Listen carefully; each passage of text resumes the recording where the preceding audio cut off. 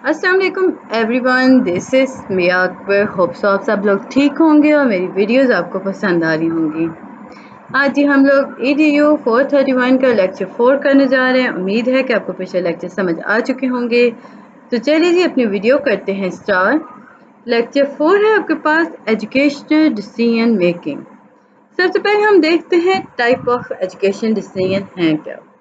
Test की अगर हम बात करें तो ये क्लासरूम डिसीजंस होते हैं, या यूँ कह लें कि क्लासरूम के अंदर जो फ़ौरन डिसीजन लिए जा रहे होते हैं ना, उन्हें हम टेस्ट कहते हैं। टीचर जो होती है वो ह्यूज नंबर ऑफ डायलेमास को फेस कर रही होती है रोज़ के मामूल पर। इन डिसीजंस को अगर हम देखें कि उनकी टाइप्स क्या हैं, तो आपके सामने आता है instructional, grading, diagnostic, selecting, placement, counselling, guiding, program और करिकुलम एडमिनिस्ट्रेटिव। अब ये जो है ये डिफरेंट लेवल्स पे हो रहे होते हैं। हम वन बाय वन इन्हें देखते जाएंगे। इंस्ट्रक्शनल डिसीजन जो होते हैं ये nut and bolt type of decision होते हैं। ये क्लासरूम में फ़ौरन टीचर ले लेती हैं। ये लाइक इसमें हम देखते हैं कि टीचर का काम होता है कि वो समझती है, सोचती है कि कितना टाइम स्पेसिफिक यूनिट पे स्पेंड करना है, डी ग्रुप स्टूडेंट्स को करना है, बेटर मैनेजमेंट के लिए किस तरह, इंस्ट्रक्शन प्लान क्या है। ग्रेडिंग स्कीम के अंदर एजुकेशन डिसीजन जो होते हैं वो ग्रेड्स पे पाए जाते हैं। ये टीचर सेलेक्ट कर रही होती है, बस यहाँ पे लेस फ्रिक्वेंटली होता है ये इंस्ट्रक्शन डिसीजन से। मोस्ट स्टूडेंट्स जो होते हैं वो ग्रेडिंग डिसीजन पर डिसीजन वजह से इन्फ्लुएंशियल डिसीजन की तरफ जाते हैं।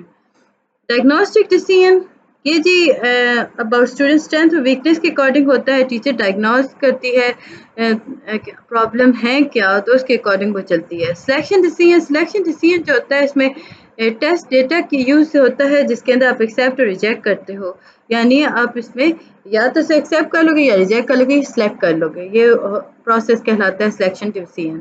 टेस्ट में डिसीजन जो होता है ये तब होता है जब इंटरव्यू जो हो वो उसे एक्सेप्ट कर लिया जाए किसी खास प्रोग्राम के लिए।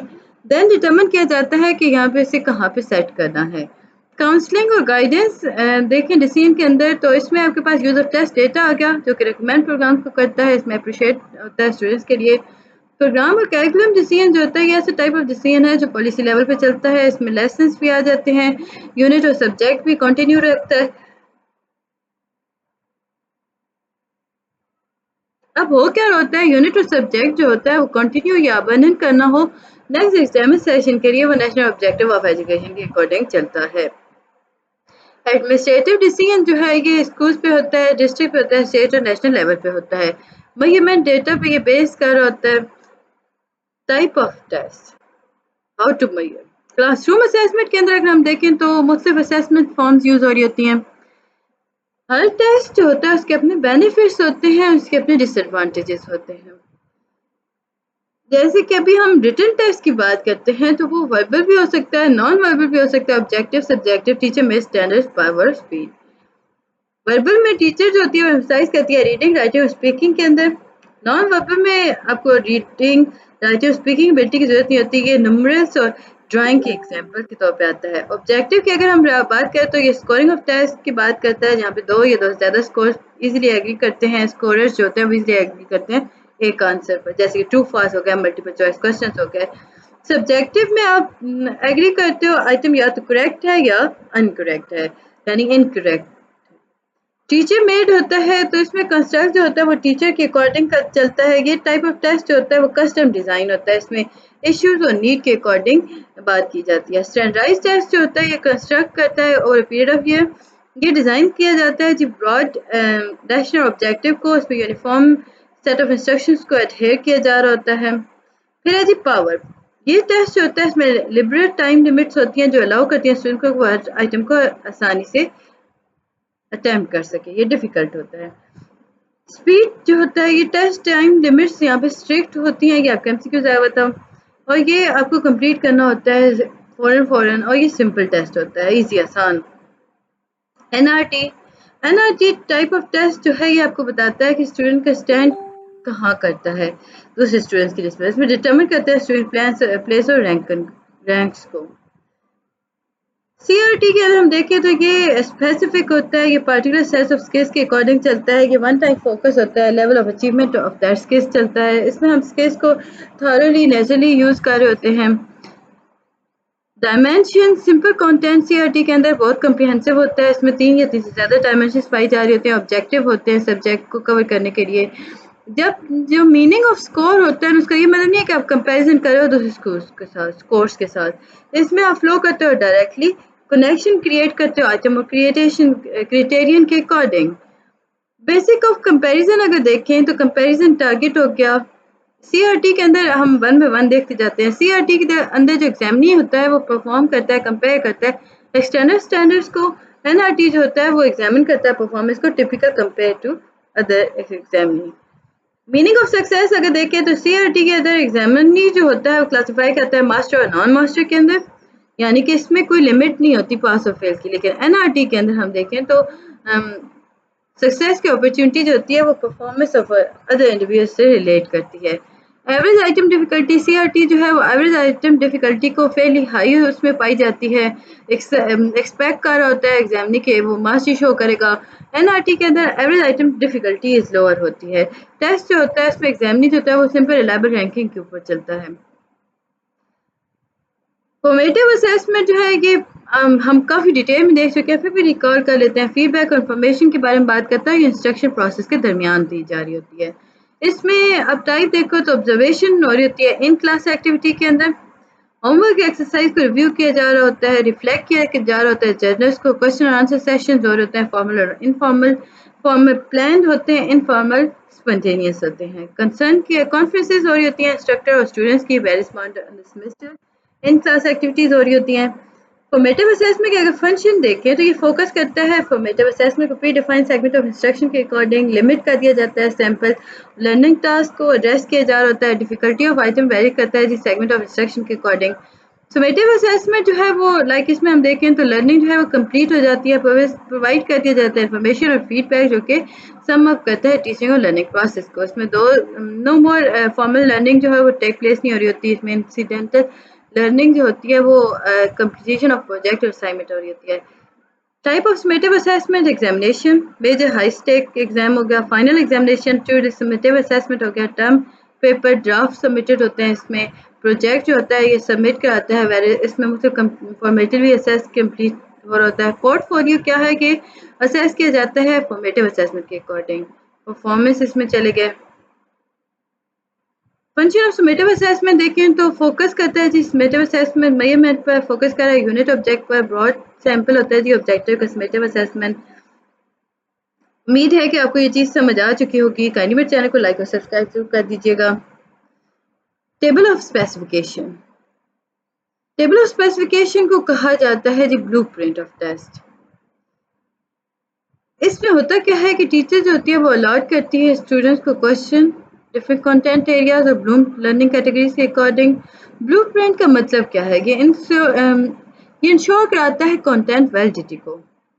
इम्पॉर्टेंट फैक्टर है जी। यूनिट टेस्ट और कम्प्रिहेंसिव एग्जाम जो है ये बेस करता है सेवरल लेसन और चैप्टर्स पर। इसमें two way table of specification हुआ, इंश्योर किया जी बैलेंस और proper emphasise across content area cover by teacher. Bloom taxonomy के डोमेन को ये कंक्लूड कर रहा होता है, इसमें कंप्लीट आ रहा होता है। Element in table of specification के अंदर देखें तो 6 मेजर एलिमेंट्स आ जाते हैं जी। बैलेंस ये एंड पे देखा जा रहा होता है एग्जाम के, बैलेंस करना होता है goal select by the for the exam, weighing of objective, higher order lower order learning यहाँ पे देखी जा रही होती है। ऑब्जेक्टिव सब्जेक्टिव टेस्ट फॉर्मेट देखे जा रहा होता है, टोटल नंबर देखे जा रहे होते हैं, नंबर ऑफ टेस्ट आइटम्स देखे जा रहे होते हैं हर गोल के अकॉर्डिंग। फिर जी आपके पास आता है इम्पॉर्टेंट जो है वो बैलेंस अमंग लर्निंग ऑब्जेक्टिव और their weight in table of specification. जब हम ब्लूप्रिंट की बात करते हैं सबसे पहले आपको क्या करना होता है, आप सिलेक्ट करते हो सम लेसन्स को, लर्निंग को। ऑब्जेक्टिव जो होता है इसमें इम्पोर्टेंट होता है। इसमें आप अगर देखो तो क्लासरूम के अंदर आप डेवलप करते हो जब टेबल ऑफ स्पेसिफिकेशन तो आपको बैलेंस करने की बहुत ज़्यादा ज़रूरत होती है। इंस्ट्रक्शन टाइम देखें तो ये आपके पास इस तरह आता है कि इसमें कॉलम टेबल स्पेसिफिकेशन बनाए जाते हैं जिसमें फार्मूला यूज़ किया जाता है। फार्मूला क्या है, percentage of instruction time equal to time spent on objective content theme divided by total time for the instruction being examine. Example के तौर पे 250 आपके पास टाइम स्पेंड था, 1000 एग्जामिन था, तो इसमें आपने 250 को डिवाइड कर दिया 1000 पर और परसेंटेज आपके पास क्या निकली 25%। एग्जामिन वैल्यू की अगर हम देखें तो इसमें भी आपके पास आता है कि इंस्ट्रक्टर जो होता है वो number of test item scores को देख रहा होता है, एलोकेट कर होता है अकॉर्डिंग टू कोड थीम 1। तो 25 मार्क्स हैं तो इसका मतलब है कि उसे एलोकेट किया जाएगा अकॉर्डिंग टू रिलेटिव थीम। अब जी स्टेप 3 के अंदर हम परसेंट ऑफ इंस्ट्रक्शन टाइम देखें तो वो इक्वल होता है percent of examination value within positive negative 2% if not redo test. 25 को हम उसमें ऐड और माइनस कर देते हैं 2 को। अब एग्जाम्पल के तौर पे ना अगर आपका टेस्ट है 50, 25 को आप 50 से डिवाइड करोगे, मार्क्स क्या आए 12.5 मार्क्स। ये एमसीक्यू रिलेटेड था, बाकी इसमें इतना इंपॉर्टेंट कुछ नहीं था। उम्मीद है कि आपको समझ आ रहा होगा और आप लोगों ने मेरे चैनल को सब्सक्राइब कर दिया होगा। लेक्चर 6 है जी, इसमें प्री डिज़ाइन टेस्ट को आप सिलेक्ट करते हो, पब्लिश करते हो टेस्ट को जो कि डिज़ाइन और कंडक्ट होते हैं इस तरह के। उसमें हर कैरेक्टरिस्टिक्स जो होता है वो प्री प्लान होता है, नॉन होता है। ये टेस्ट अवेलेबल होता है स्कूल यूज़ के लिए। इसमें अचीवमेंट टेस्ट आ गया, एप्टीट्यूड टेस्ट आ गया, ये नॉन होते हैं, याद रखिएगा। क्लासरूम के अंदर अचीवमेंट टेस्ट और रेडीनेस टेस्ट पाए जाते हैं। पब्लिश टेस्ट जो होते हैं वो अगर आप देखें तो उसमें एप्टीट्यूड टेस्ट आ गया, रेडीनेस टेस्ट आ गया, प्लेसमेंट टेस्ट आ गया। Standard for selecting appropriate test, सबसे पहले आप डिफाइन करते हो टेस्ट को, पॉपुलेशन को जो कि टेस्ट को देने आई है, सेलेक्ट करते हो टेस्ट के अकॉर्डिंग, इन्वेस्टिगेट करते हो potentially useful source of information को, फिर रीड करते हो मटेरियल को और देन फेमिलियर करते हो कि कितना डेवलप करना है और उस पर क्या क्या वर्क करना है। सिलेक्टिंग एप्रिशिएट टेस्ट के स्टैंडर्ड्स देखें तो आपको इंडिपेंडेंस फर्दर हम देख रहे हैं तो इंडिपेंडेंट एवोल्यूशन की तरफ जाता है टेस्ट। आप रीड कर होता है, एग्जामिनी जो होता है वो स्पेसिमेन सेट्स क्रिएट करता है, डिस्क्लोज करता है टेस्ट और सैंपल क्वेश्चन डायरेक्शंस को। फेयरनेस इन सिलेक्टिव एप्रिशिएट टेस्ट के अंदर हम देखें तो एवेल्यूएट किया जाता है प्रोसीजर्स को। इसमें टेस्ट डेवलपर जो होता है वो अवॉइड करता है पोटेंशियल इनसेंसिटिव कंटेंट और लैंग्वेज को। रिव्यू किया जाता है परफॉर्मेंस को, एवेल्यूएट किया जाता है एक्सटेंट ऑफ इंफॉर्मेशन। तो ये था जी आज का लेक्चर। उम्मीद है कि आपको समझ और पसंद आया होगा। मिलते हैं नेक्स्ट वीडियो में, तब तक के लिए अल्लाह हाफिज़।